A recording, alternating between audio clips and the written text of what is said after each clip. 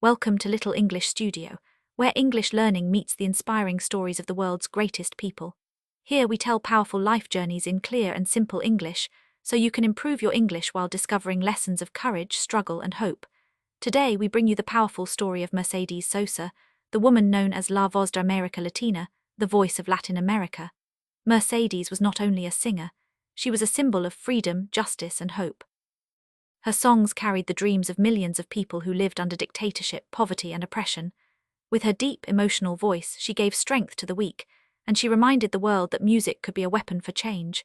Her story is one of art, exile, resilience, and legacy. This is the life of Mercedes Sosa, the voice of a continent. Mercedes Sosa was born on July 9, 1935, in San Miguel de Tucumán, a province in northern Argentina. Her family was poor. Her parents were of indigenous and French descent, and they lived a modest life. Her father worked in the sugar mills and her mother was a housewife. From an early age, Mercedes grew up surrounded by folk traditions, songs, and stories from the land. Tucumán was rich in indigenous culture, and the rhythms and melodies of her childhood would later shape her music. Mercedes was shy as a child, but she had a strong voice. She loved to sing folk songs from her region, and people noticed her natural talent.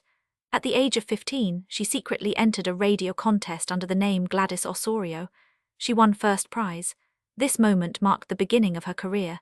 In the 1950s, Mercedes began to sing more seriously. She became part of the Nueva Canción movement, the new song movement, a wave of musicians across Latin America who used traditional folk music combined with modern lyrics that spoke about social issues, justice, and freedom. Her songs were not about love and romance like many others at the time. They were about workers, farmers, indigenous people, and the poor. She sang about the struggles of everyday people. In 1959, she released her first album, La Voz de la Zafra, the voice of the sugarcane harvest. It reflected the reality of her land and the workers who labored in the sugar fields. Mercedes' voice was deep, rich, and full of emotion. When she sang, it was as if the earth itself was speaking. In the 1960s and 1970s, Argentina faced political turmoil.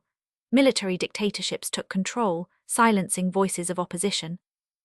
Censorship, fear, and repression dominated society. Mercedes Sosa's songs became dangerous. They spoke about the poor, about freedom, about dignity. The government saw her music as a threat. In 1979, during a concert in La Plata, Argentina, the police stormed the stage and arrested her and the entire audience. This shocking moment showed the power of her music.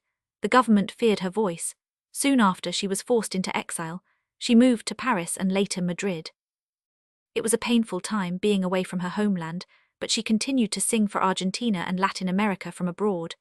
Exile did not silence Mercedes, it only made her voice stronger.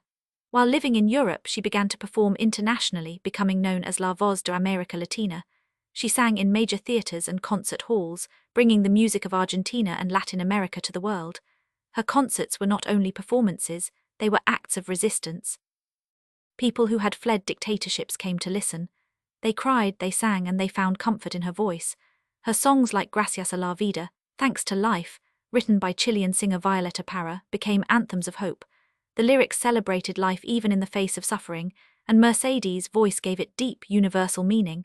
Through music, she united exiles, workers, students, and ordinary people across borders.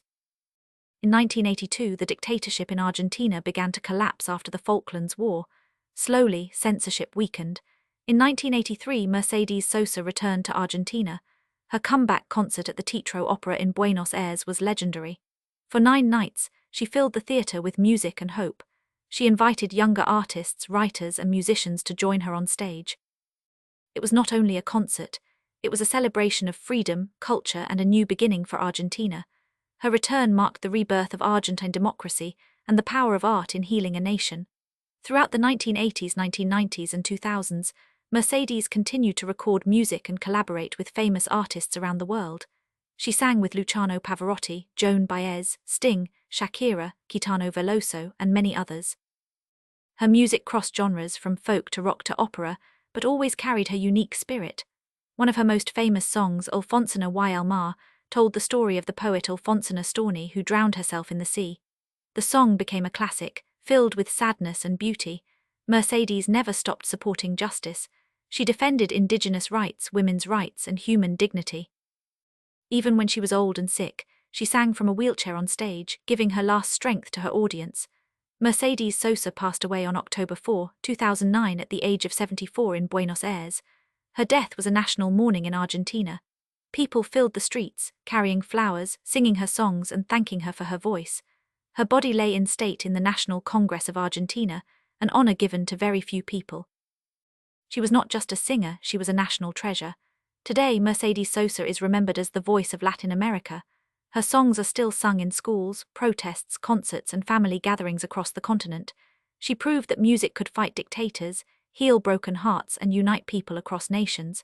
Her legacy lives on in the new generations of Latin American musicians who continue to use their art for justice and freedom. Mercedes Sosa's life was not easy. She grew up poor, she lived through dictatorship. She was exiled, but through it all she kept singing. Her deep voice carried the pain and hope of a continent. She gave strength to the oppressed, comfort to the exiled, and pride to her people. Her message was simple: never stop singing, never stop fighting for justice, never stop believing in life. This was the story of Mercedes Sosa, La Voz de América Latina, the voice of Latin America.